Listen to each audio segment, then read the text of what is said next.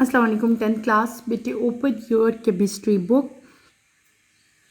First chapter हम start करेंगे। First chapter हमारा है states of matter and phase changes. ठीक है, इस चैप्टर में हम मैटर के बारे में पढ़ेंगे, सॉलिड, लिक्विड और गैस जो इसके फेजेस हैं, ये तमाम के तमाम फेजेस जो हैं ये किस तरह से एक दूसरे फेज़ में जो हैं वो कन्वर्ट हो रहे हैं, यानी कि फेज़ चेंज जो है वो किस तरह से हो रहा है।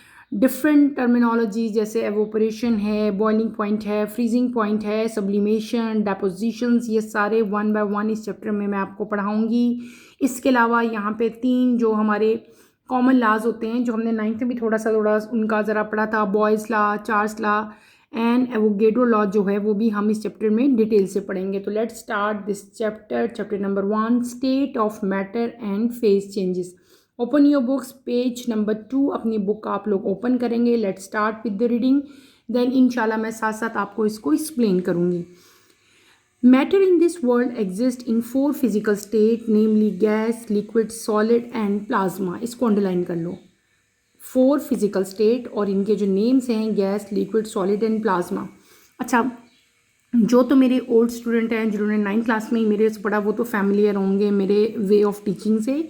जो न्यू स्टूडेंट हैं बेटे उनके लिए मैं बता देती हूँ कि मैं हमेशा पहले आप लोगों को बुक से रीडिंग करवा देती हूँ। रीडिंग करवाने का मकसद ये होता है कि इस रीडिंग में कोई डिफ़िकल्ट टर्मिनोलॉजी आए तो उसका मीनिंग भी आप लोगों को बता दिया जाए। जो ऑब्जेक्टिव आते हैं, शॉर्ट डेफिनेशंस आती हैं या MCQs आती हैं तो वो भी मैं आपको साथ साथ यहाँ पे अंडरलाइन करवा देती हूँ। ठीक है, तो यहाँ पे आपने ये 4 फिजिकल स्टेट को अंडरलाइन कर लो, gas, liquid, solid and plasma. इसको मैं बाद में आपको अच्छी तरह से एक्सप्लेन भी करूँगी, लेकिन फिलहाल आप सिर्फ और इस टाइम जो है अपनी बुक में इस लाइन को अंडरलाइन करें। Out of these 4 states, the properties of gases were studied first. It was suggested that physical properties of gas, such as their ability to compress or expand or diffuse, could be understood by assuming that these gases consist of particles which are continuously moving randomly. This idea then led to formulation of kinetic particle theory for gases. Kinetic particle theory not only explained all the laws which govern the behavior of gases, it also explained the composition of liquid and solid state of matter and the interconversion of all the 3 states. This is natural because all the 3 physical states are distinct in their physical properties only while their chemical nature remain the same. For example, water in all its 3 physical states remain chemically the same compound. According to kinetic particle theory, gases are composed of particles which are in a continuous state of random motion in all the possible directions. The pressure exerted by the gas is due to the collision of its particles with the wall of the container. Such the pressure of the gas in a container does not change with time at constant temperature. It is assumed that the collision between its particles do not involve any loss or gain of energy due to friction. The attractive forces between the particles of a gas are assumed as negligible since the particles are widely apart at low pressure. The average kinetic energy of all particles is directly proportional to the temperature measured on Kelvin scale. The average kinetic energy is same for all gases at the same temperature.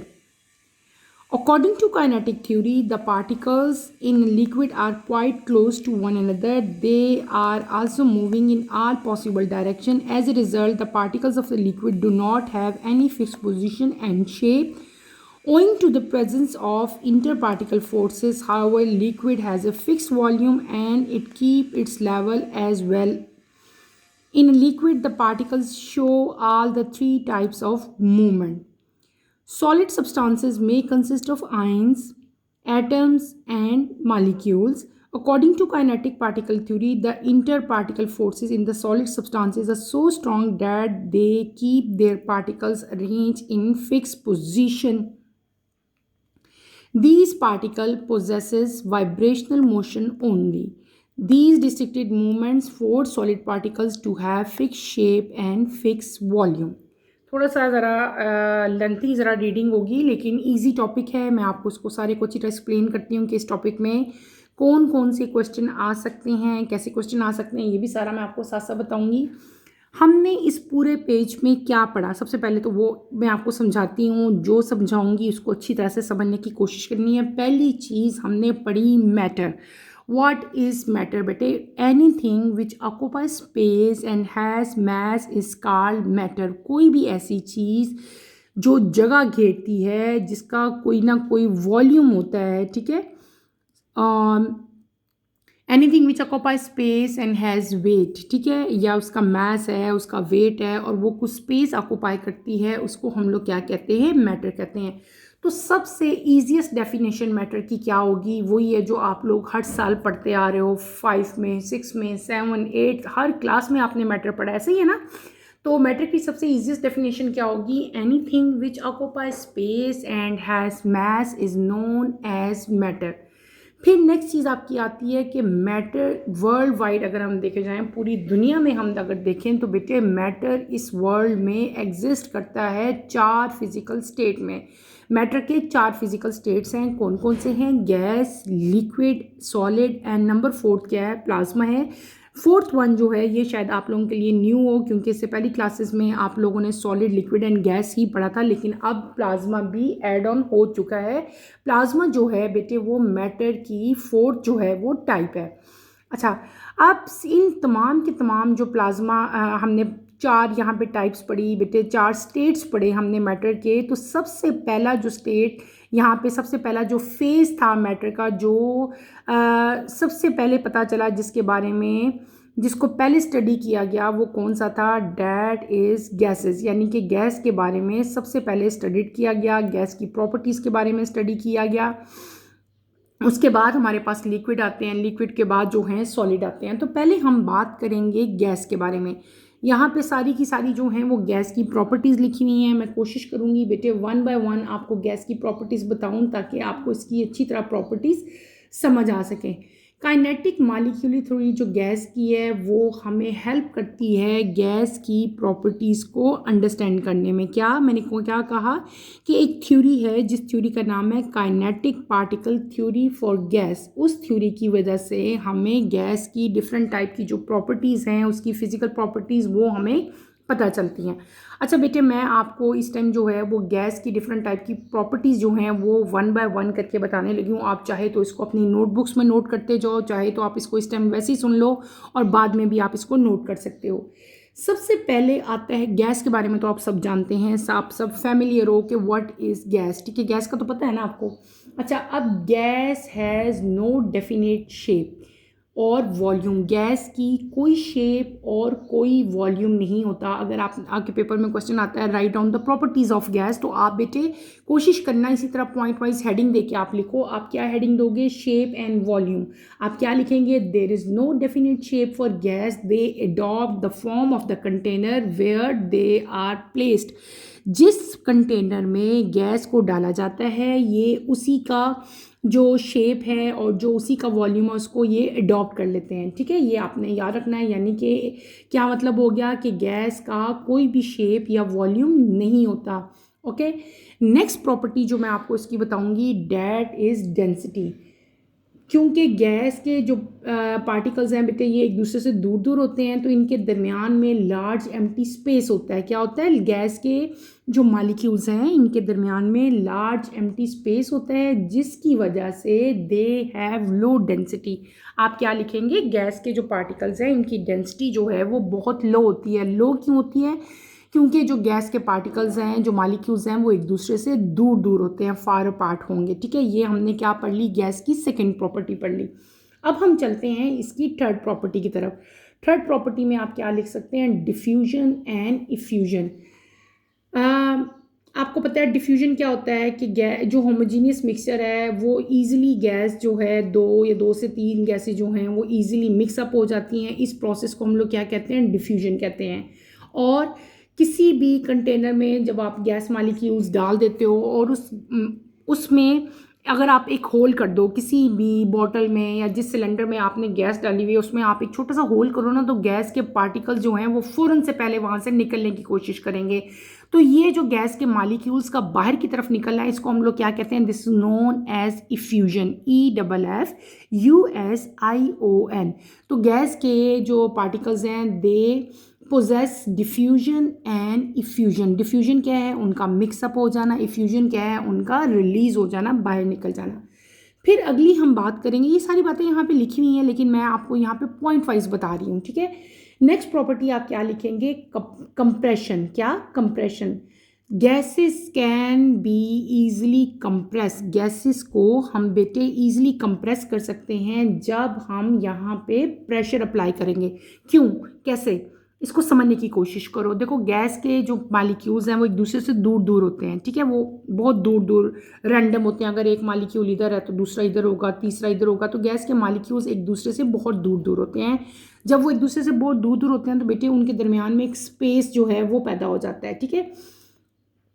तो इस space की वजह से हम gases को easily compress कर सकते हैं जब उसके ऊपर प्रेशर अप्लाई किया जाए। तो आप क्या लिख सकते हो? Gases can be easily compress when pressure is applied, okay, due because of the large empty spaces between their molecule. ये प्रॉपर्टी एक आप राइट कर सकते हैं।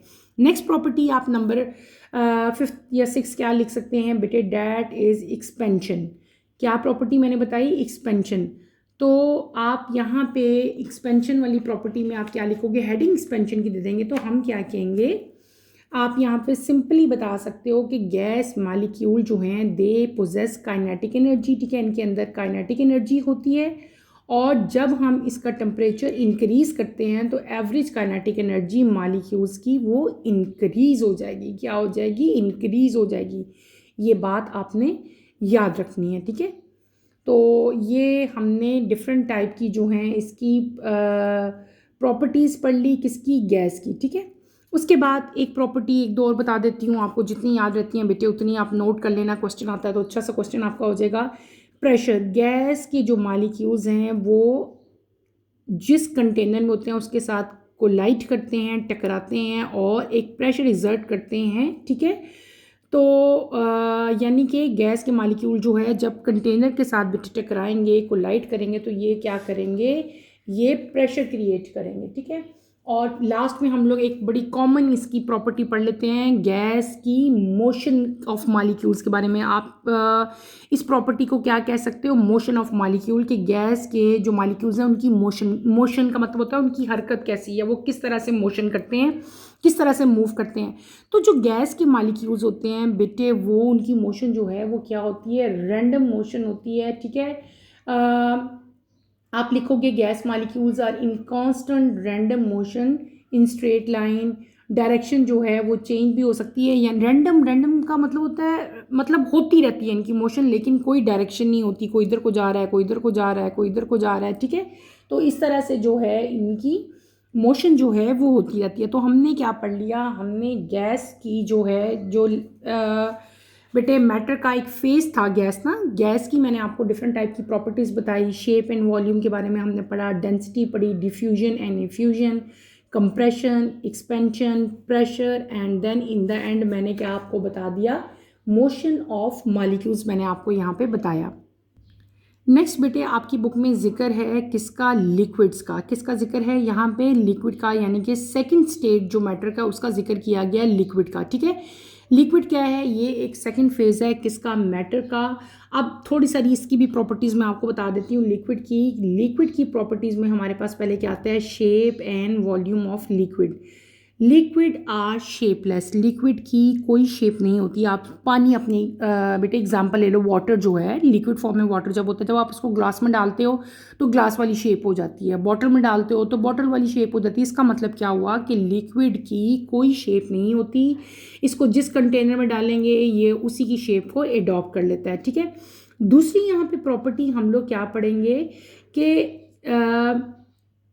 गैसेस जो हैं जो सॉरी लिक्विड की बात हम कर रहे हैं ना, लिक्विड का पहले प्रॉपर्टी मैंने आपको क्या बता दी? इसकी शेप और वॉल्यूम। हमने देखा कि लिक्विड जो हैं शेपलेस हैं और ये अडॉप्ट करते हैं कंटेनर की शेप को। और दूसरी चीज़ क्या बताइए? दे हैव फिक्स्ड वॉल्यूम, यानी कि जब आप किसी भी कंटेनर में इसको डालते हो ना तो वही वॉल्यूम जो है इनका बन जाता है। बॉटल में डाला तो बॉटल जितना वॉल्यूम, अपनी मर्जी से आप इसका वॉल्यूम जो है कर सकते हैं। इसको हम सिंपली ये कह सकते हैं लिक्विड हैव फिक्स्ड वॉल्यूम, ठीक है।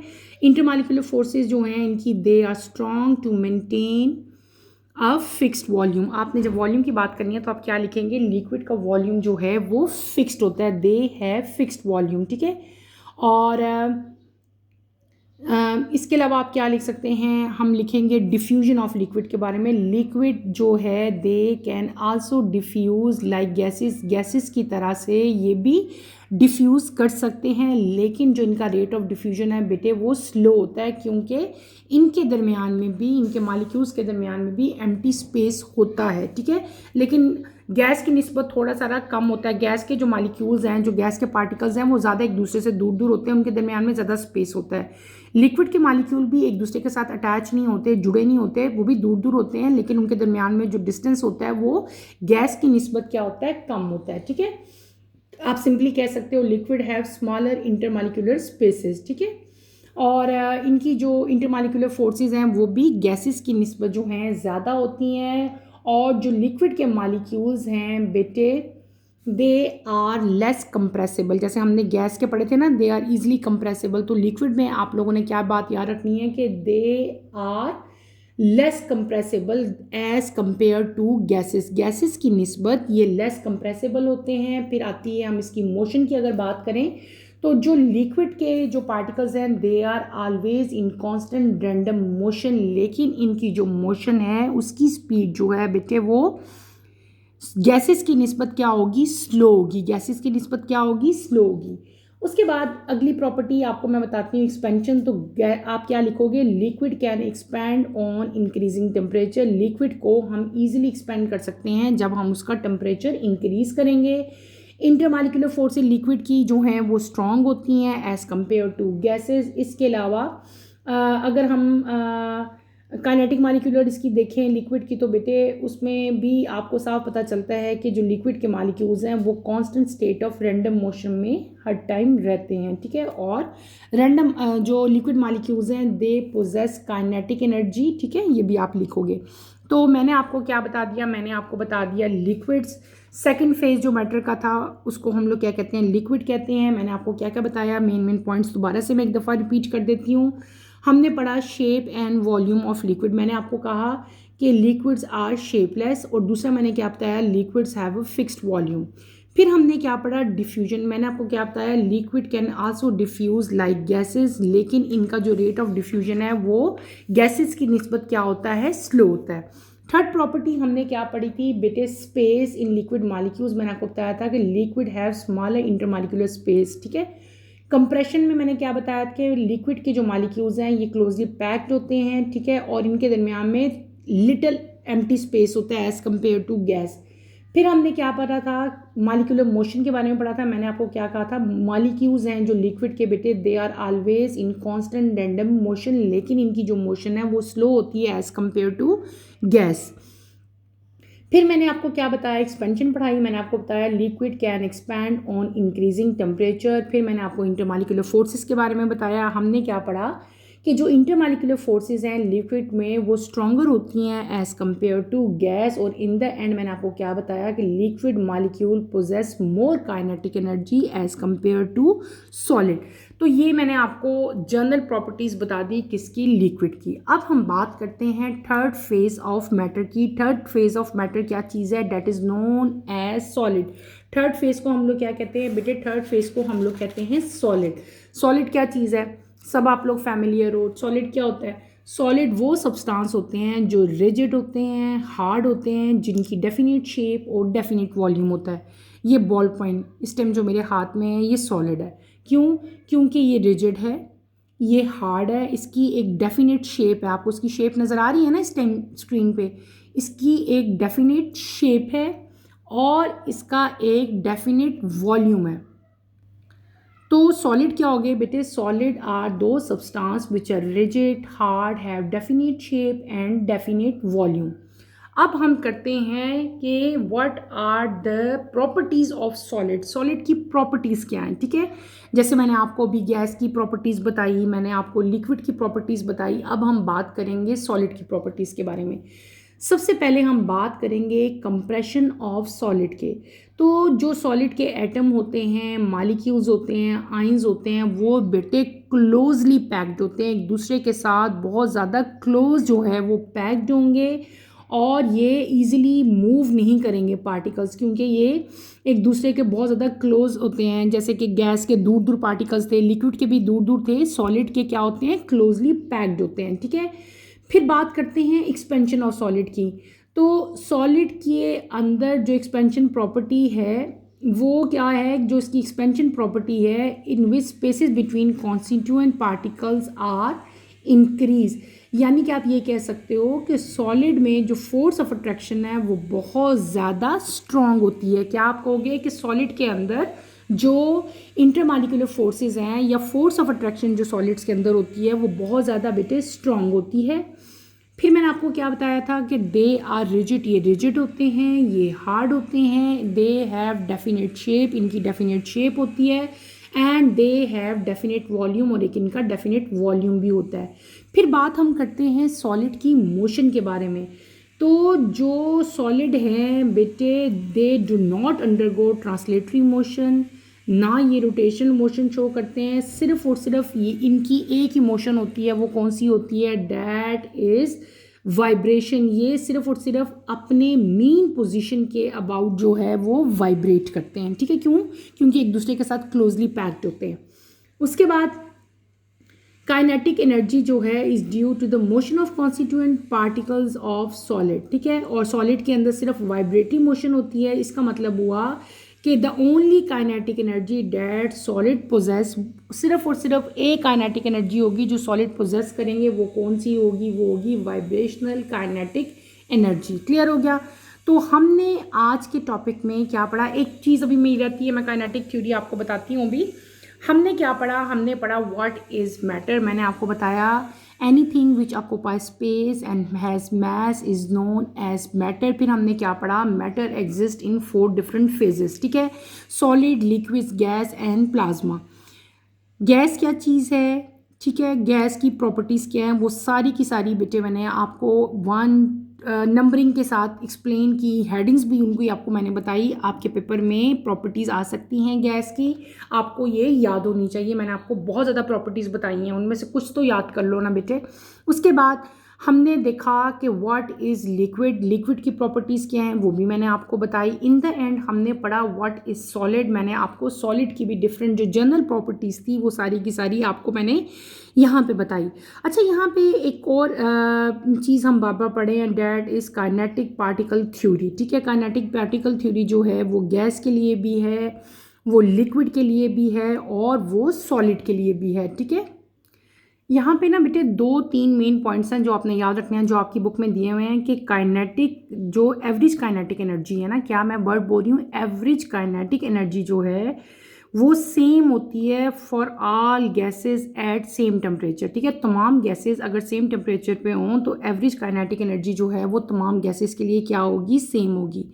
काइनेटिक पार्टिकल थ्योरी जो गैसेस की है बेटे, दैट कंपोज्ड ऑफ, हम कहेंगे दे, उसके अकॉर्डिंगली गैस जो हैं they are composed of particles, और जो जो इसकी प्रॉपर्टीज़ थी गैस की वो सारी मैंने आपको 1 बाय 1 अच्छी तरह से एक्सप्लेन की। ठीक है, उसके बाद हमने काइनेटिक पार्टिकल थ्योरी जो है वो सिर्फ और सिर्फ गैस ही को जो है एक्सप्लेन नहीं करती, बल्कि वो लिक्विड और सॉलिड स्टेट की जो कंपोजिशन है उसको भी एक्सप्लेन करती है। ठीक है, आपने याद रखना है कि according to kinetic molecular theory जो लिक्विड के मॉलिक्यूल्स हैं they are always in constant state of random motion. ठीक है, और इसी तरह जब हम सॉलिड की बात करेंगे तो सॉलिड में जो हम देखेंगे तो क्या होगा कि जो इसकी काइनेटिक एनर्जी है ये होती है ड्यू टू, अभी मैंने आपको बताया कि motion of constituent particle of solid, और सॉलिड जो है वो सिर्फ और सिर्फ एक तरह की मूवमेंट शो करता है। इसका मतलब है कि सिर्फ और सिर्फ वो काइनेटिक एनर्जी सॉलिड पोजेस करेंगे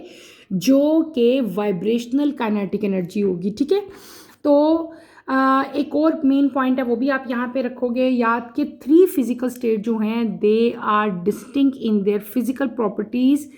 ये सब एक दूसरे से डिफरेंट हैं, ये इन सब की प्रॉपर्टीज़ एक दूसरे से डिफरेंट हैं ओनली व्हेन, जब उनका केमिकल नेचर जो है वो सेम रहेगा। ठीक है, कॉमन एग्जांपल आपकी बुक में दी हुई है वाटर की है। वाटर जो है आपको पता है, वाटर पानी जो है बेटे वो 3 फिजिकल स्टेट्स में होता है। ठीक है, एक क्या है, सॉलिड, सॉलिड यानी कि आइस की तरह का, एक है लिक्विड फॉर्म में जो पानी हम लोग ड्रिंक करते हैं, और तीसरा क्या है, जब आप पानी को बॉयल करो तो वो वेपर्स उसके बनते हैं और उसकी एवोपरेशन हो जाती है, तो वो कौन सी फॉर्म में हो गया, गैस फॉर्म में हो गया। अब वाटर की अगर देखा जाए तो उसकी फिजिकल स्टेट जो है वो डिफरेंट है, लेकिन तमाम के तमाम जो स्टेट्स हैं उनकी कंपोजिशन यानी कि जो केमिकली वो क्या है, वो तीनों के तीनों सेम है, चाहे वो वेपर फॉर्म में हो, चाहे वो सॉलिड फॉर्म में हो, चाहे वो गैस फॉर्म में होंगे, वाटर का फार्मूला H2O ही रहेगा, ठीक है। तो ये चीज़ आपने याद रखनी है। हमने क्या पढ़ा, हमने पढ़ा आज मैटर की जो 3 स्टेट थे, सॉलिड, लिक्विड एंड गैस, उन तीनों की मैंने आपको प्रॉपर्टीज़ जो हैं वो सारी की सारी मैंने अच्छी तरह से आपको बताई, ठीक है। इसको आपने अच्छी तरह से लर्न करना है और कोशिश करनी है कि अपनी जो नोटबुक है उसके ऊपर ये सारी प्रॉपर्टीज़ आप लिख लो, जो मैंने आप लोगों को भी सारी 1 बाय 1 जो हैं वो बताई हैं, ठीक है। यहीं पे अपना टॉपिक बेटे मैं ख़त्म करूँगी। इंशाल्लाह कमिंग लेक्चर में हम अपना first topic that is known as internal energy start करेंगे। कमिंग लेक्चर की नोटिफिकेशन के लिए आप चैनल को शेयर करें, लाइक करें और सब्सक्राइब करें, और मुझे यहीं पे इजाज़त दें। इंशाल्लाह नेक्स्ट लेक्चर में आपसे दोबारा मुलाकात होगी। टिल देन अल्लाह हाफिज़। 10th क्लास, अपना ख्याल रखिएगा। अल्लाह हाफिज़।